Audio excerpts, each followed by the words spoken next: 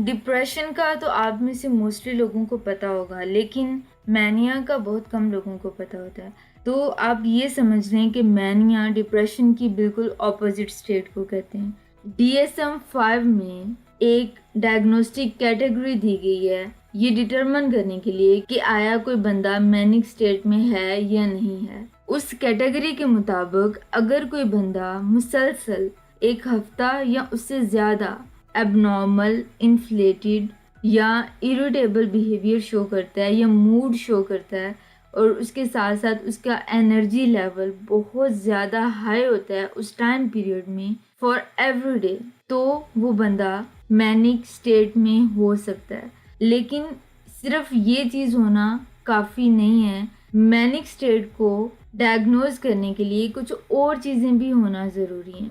और वो कौन सी चीज़ें हैं?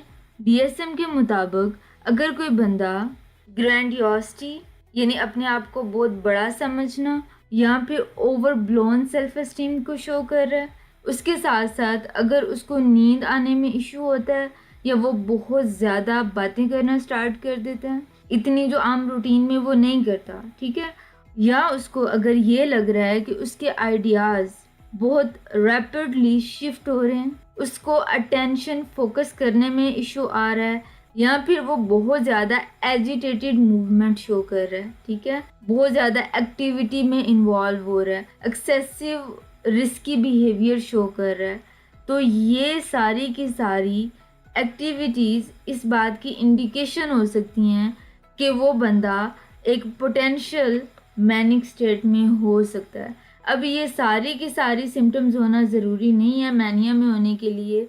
इन सिम्टम्स में से अगर सिर्फ 3 सिम्टम्स भी उस बंदे के अंदर मौजूद हैं तो हम ये कह सकते हैं कि उस बंदे को मैनिया है, ठीक है।